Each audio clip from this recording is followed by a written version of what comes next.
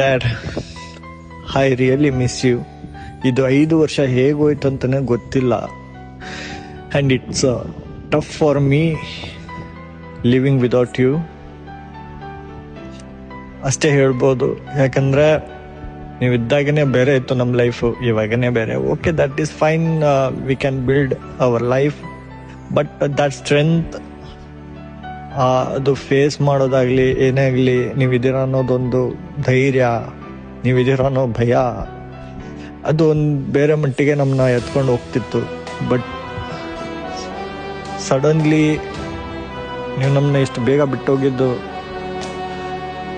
ಅದೇನೋ ಗೊತ್ತಿಲ್ಲ ನನಗೆ, ಅದು ಸಹಿಸ್ಕೊಳಕ್ಕಾಗ್ತಿಲ್ಲ. ಬಟ್ ಸ್ಟಿಲ್ ಎವ್ರಿ ಡೇ ನಿಮ್ಮನ್ನ ನೆನೆಸ್ಕೊತೀನಿ. ಬಟ್ ನೀವು ಇದ್ದೀರಾ, ಬಟ್ ನೋಡ್ತಿದ್ದೀರಾ, ಹಂಗೆ ಕೈ ಹಿಡ್ಕೊಂಡು ನಡೆಸಿ, ಅದಷ್ಟೇ ನಾನು ಕೇಳೋದು.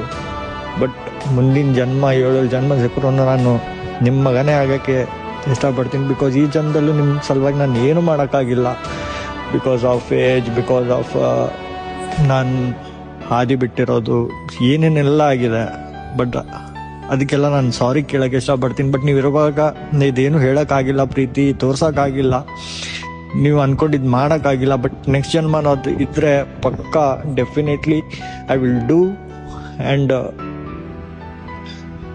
ಅಷ್ಟೇ, ನಿಮ್ಮನ್ನ ಖುಷಿಯಾಗಿ ನೋಡ್ಬೇಕನ್ನೋದು ಒಂದೇ ಇತ್ತು. ಲಾಸ್ಟ್ 2 ಇಯರ್ಸಲ್ಲಿ ಬರ್ತಾ ಮೀನ್ಸ್ ನಾವು ಕ್ಲೋಸ್ ಆದ್ವಿ, ಬಟ್ ಟೈಮ್ ಸ್ಪೆಂಡ್ ಮಾಡೋಕ್ಕಾಗಲಿಲ್ಲ. ಅದು still I remember. But well, ಇಷ್ಟೇ ಹೇಳಕ್ಕೆ ಇಷ್ಟಪಡ್ತೀನಿ. I love you so much. But I hope ನಿಮ್ ನೋಡ್ಬೇಕಂತ ಅನ್ನಿಸ್ತೈತೆ.